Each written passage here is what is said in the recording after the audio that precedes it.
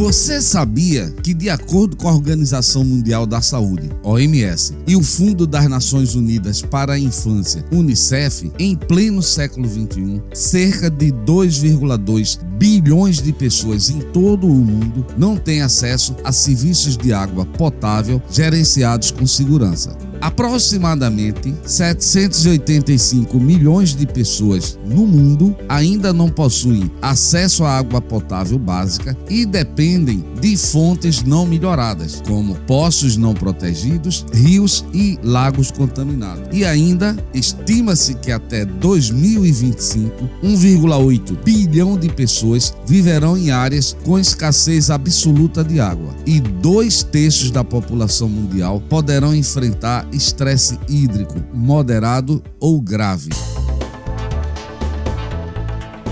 Olá, sejam bem-vindos e bem-vindas ao Papo de Química, o seu podcast do ensino de Química. Sou o professor Edson Souza, da Universidade Católica de Pernambuco e do IFPE. Nesse episódio, iremos conhecer sobre o tema Segurança da Água, um tema importante para a saúde e bem-estar de todos. O acesso à água potável limpa e segura é essencial para a vida humana. Infelizmente, muitas regiões do mundo ainda enfrentam desafios no que se refere à segurança da água. É por isso que governos e organizações em todo o mundo implementam planos de segurança da água para garantir que a água que a população bebe seja segura e livre de contaminantes. Hoje, o Papo de Química recebe o Dr. Fábio Henrique Portela, biólogo, mestre em biotecnologia pela Universidade Federal de Pernambuco e doutor em botânica pela Universidade Federal Rural de Pernambuco. O Dr. Fábio é um especialista em segurança da água. Ele faz parte da coordenação do Plano de Segurança da Água da Companhia Pernambucana de Saneamento, Compesa. Também é professor em instituições de ensino superior do Estado. Ele nos contará tudo que precisamos saber sobre o Plano de Segurança da Água.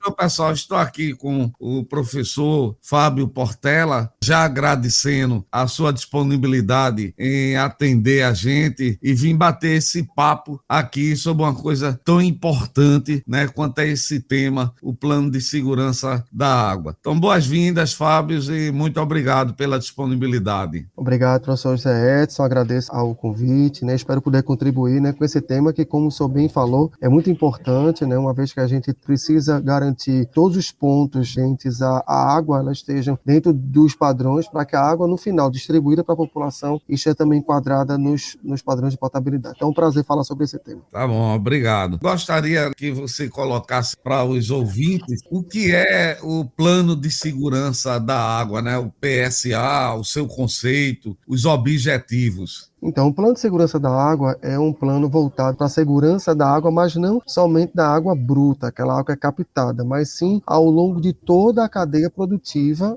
da água tratada, no caso, né, da que vai lá chegar na casa da população. Então, quando a gente pensa em Plano de Segurança da Água, está previsto, inclusive, nossa legislação de potabilidade da água. Ela não é uma exigência, porém, ela é necessária caso as empresas de abastecimento de água, por exemplo, elas necessitem uma alteração na frequência de amostragem ou tem alguma alteração junto aos órgãos reguladores, é necessário apresentar o plano de segurança da água, né, para que esse pleito ele seja avaliado e possivelmente atendido. Então, o objetivo dele é a gente analisar toda a cadeia produtiva, desde a captação, desde a barragem, o rio, desde a água bruta, que a gente chama, até a água distribuída, passando por todas as suas etapas. Então, a etapa da captação, da produção, a etapa da distribuição e da reservação para a população. A legislação que você fala é a portaria 888 de 2021, exatamente. Tá certo. Que ali já prevê, né, os padrões de potabilidade da água, desmembrou daquela portaria MS5, o anexo 20, não é isso? Exatamente. Agora, Fábio, na prática, quais são os setores da empresa que vão estar envolvidos? Porque eu acho que é um processo gigante, né? E que tem que estar tudo trabalhando certinho. Então, queria saber, primeiro, dentro da companhia,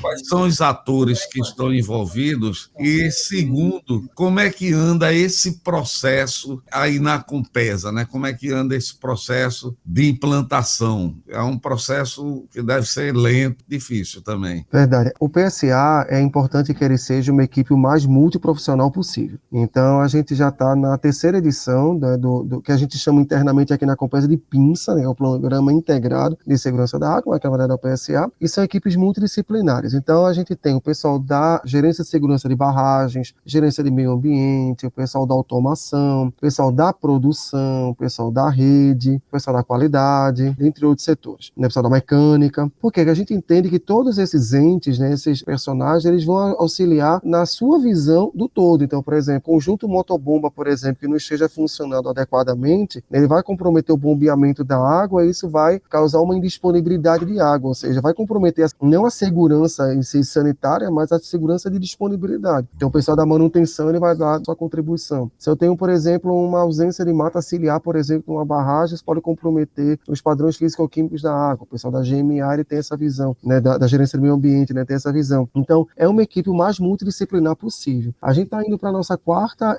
edição, a gente já fez o plano de segurança da água, né, para o sistema de Suape e de Itapacurá, né, com a professora Valderice, que é inclusive também lá da Unicap, né, e agora a gente está tocando 2 projetos, temas, são o sistema Jucazinho, né, que abastece ali a região do Agreste, né, então Caruaru, né, Cumaru, Ameja, etc. E o sistema Botafogo, né, que abastece aqui boa parte da região norte de Recife.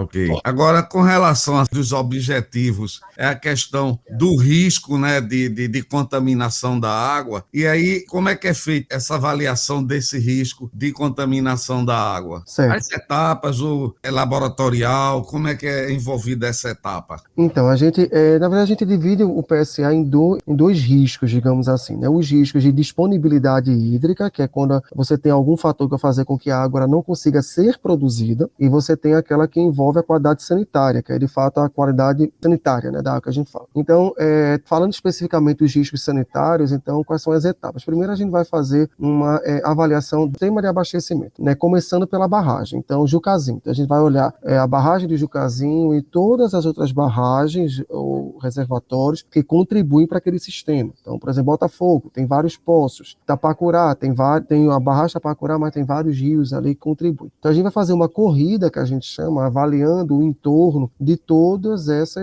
esses reservatórios, né? Ou ir presencialmente e correr todo o sistema presencialmente ou através de imagens, para observar, por exemplo, se há plantações próximas onde poderia ter, por exemplo, uso de agrotóxicos e uma possível contaminação da água, ou se tem alguma central de tratamento de resíduos que poderia jogar ali, ou se tem algum, né, cultivo de cana-de-açúcar, se há possível produção de vinhoto, né? Enfim, a gente vai varrer para ver os possíveis riscos que tem ali ao redor. Passada essa etapa inicial, a gente vai então avaliar agora as adutoras, que são as canalizações que levam água, né, dos reservatórios, né, para a estação de tratamento. Né, a gente vai ver, né, se não há rachadura nas adutoras, né, se o material da adutora libera resíduos, né, que possam comprometer a qualidade daquela água. Se ao longo do caminho tiver alguma estação elevatória de água bruta, também é avaliada. Então, é avaliado o poço sucção, avaliado os conjuntos motobomba, a estrutura em si da estação elevatória, né, as condições de trabalho do operador, né, ao longo de toda essa carreira. Depois, então, a gente vai para a estação de tratamento de água, já ver se as etapas da estação de tratamento elas estão adequadas. Se for uma estação de ciclo completo, então as etapas de floculação, decantação, né, de desinfecção, filtração estão todas corretas,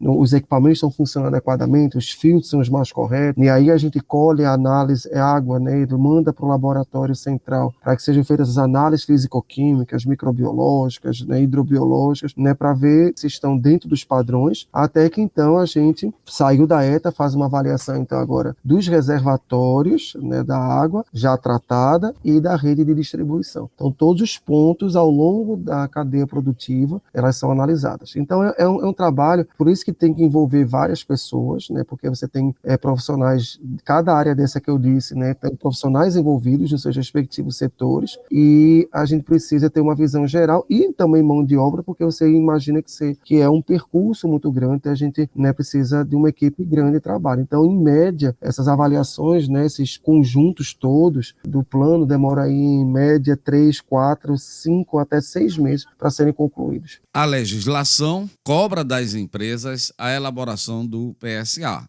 Mas também passa por uma questão dos investimentos que devem ser feitos para poder até atualizar a questão da rede, modernizar todo esse processo. E assim, hoje em dia, quais são as ações que já foram implantadas para a gente prevenir e ter o controle da contaminação e garantir a qualidade da água? Então, depois que o processo é terminado, gera-se um relatório. Nesse relatório, inclusive, que é o Plano de Segurança da Água, né? Inclusive, ele é auditado pela equipe nossa de auditoria, onde as etapas elas são listadas e elas são atacadas obedecendo a um Pareto, né? Por ordem de severidade. Então, quem maior impacto, principalmente sanitário, elas são avaliadas inicialmente, então faz uma cotação, né, de preço para o serviço ou para o equipamento, né? E aí tem todos os trâmites para a licitação, para a contratação, enfim, né? Para que aquela ação ela seja executada. E a gente tem o pessoal da auditoria no pé da gente, então a gente tem que cumprir esse plano. E, em geral, as ações que elas são mais emergentes, em vista do seu grau de severidade, elas têm sido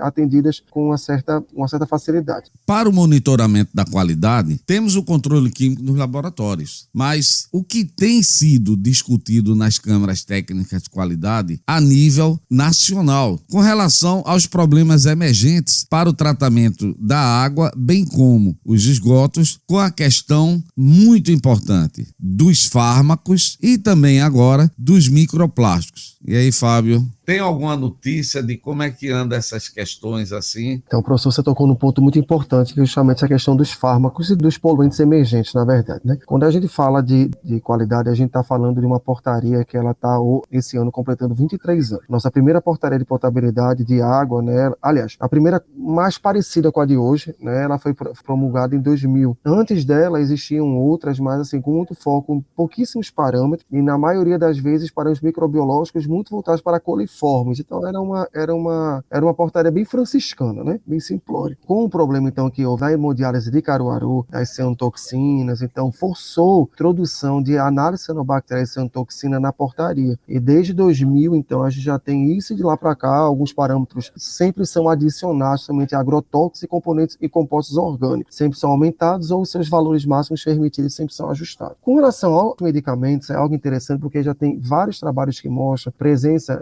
anti-inflamatórios, analgésicos, anticoncepcionais em águas no Rio Tietê, né? Trabalhos fora do Brasil mostrando em rios na Espanha, né? Pela Europa como um todo, e principalmente se a gente considerar que o Brasil é um dos países que mais se automedica, porque praticamente aqui a gente tem, né, professor, praticamente aqui a gente tem exigência, né, para comprar remédio, se for um remédio controlado ou antibiótico, os demais você compra com muita facilidade, e nós somos um povo que se automedica com muita facilidade. Então, assim, imagina a quantidade de fato de fármacos, né, desses compostos que estão aí, né, presentes na água. Só que, infelizmente, as portarias de potabilidade ao longo desses 20 e tantos anos nunca previu a exigência de análise desses compostos. Em nível de Câmara Técnica, a gente participa então da Câmara Técnica de Controle de Qualidade da ESB, né, que é a Associação Estadual, né, das Empresas de Abastecimento. Tem se falado, né, mas assim, sempre se esbarra na seguinte questão: se a gente de fato entrar com uma minuta para que isso seja obrigatório, por exemplo, qual o impacto que isso vai ter no custo, por exemplo, final da água? Que a gente vai ter que entrar com metodologia cromatográfica, coluna, metodologia, e qual o impacto que isso vai ter? Então, assim, tecnicamente já está mais do que provado que sim, é muito necessário, é importante, né, considerando o cenário, né, e a realidade do Brasil. Entretanto, em termos de custos, sempre esbarra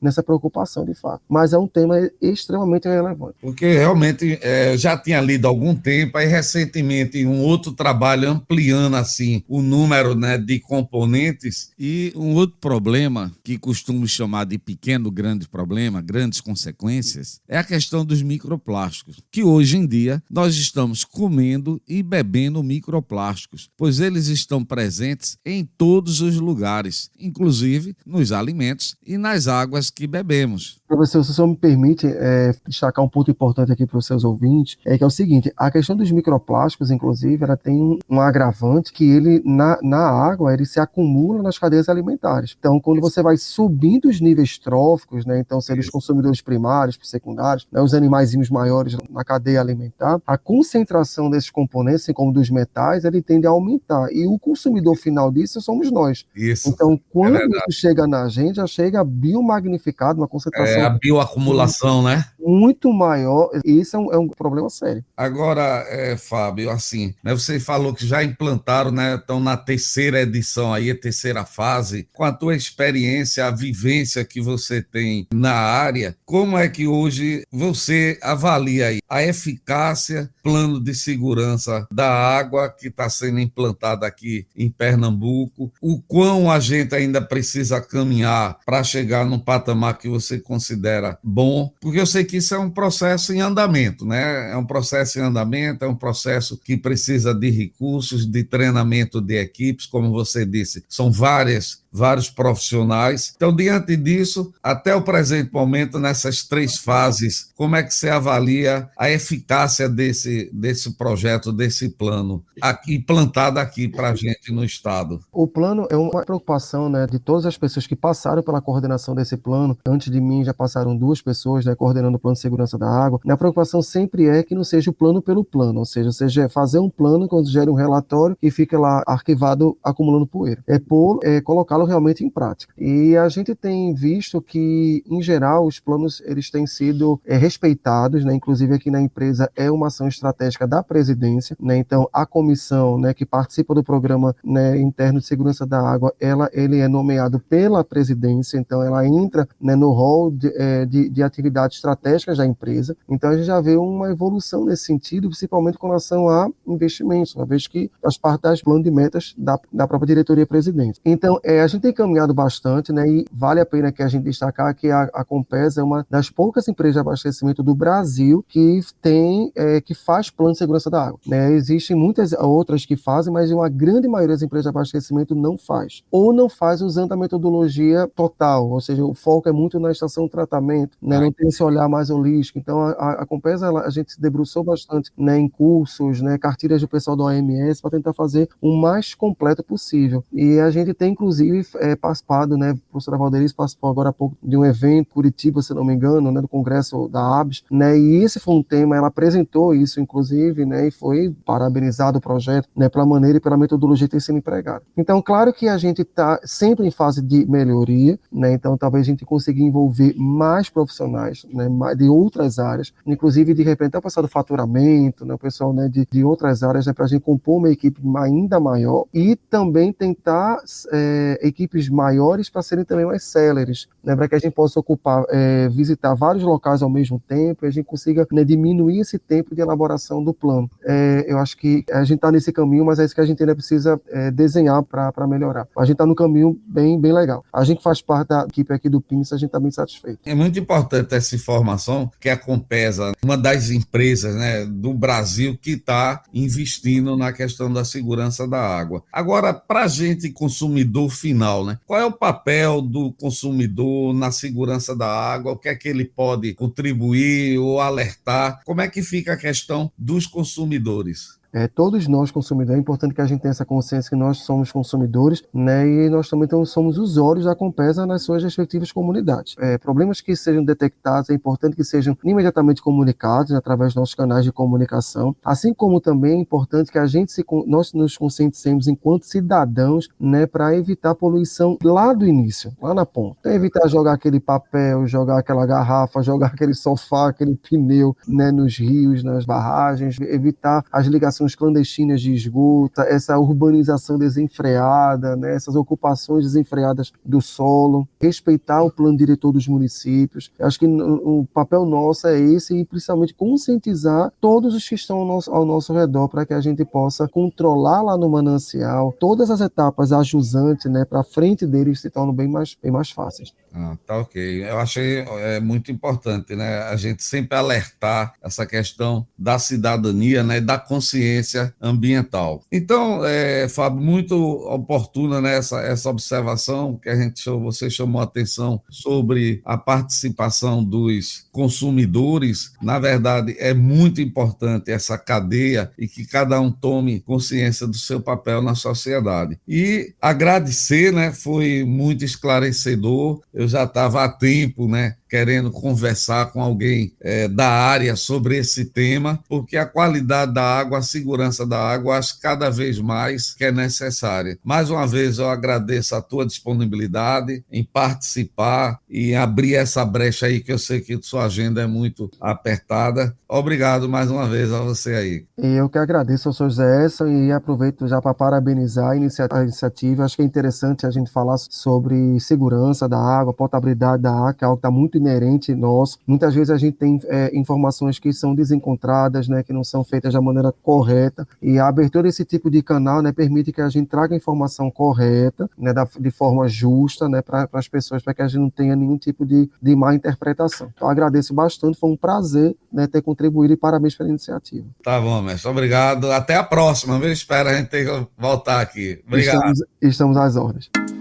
Bem, pessoal, chegamos ao final de mais um episódio do Papo de Química. Nesse episódio, vimos que a água é um recurso fundamental para a sobrevivência humana e sua qualidade é diretamente relacionada à saúde da população. Um plano de segurança da água eficiente pode prevenir a ocorrência de doenças relacionadas à contaminação da água, como a diarreia, hepatite A, cólera, entre outras. O PSA também é importante para garantir que a água seja fornecida em quantidade suficiente e com qualidade adequada para atender às necessidades da população. E não podemos esquecer que o plano de segurança da água é uma exigência legal. Convido todos vocês para que sigam o Papo de Química. Compartilhe com seus amigos, mande esse episódio para uma amiga, para um amigo, compartilhe nas suas redes sociais. Mande as suas sugestões para o e-mail podcast@papodequimica.com. Ele aparece na descrição de cada episódio.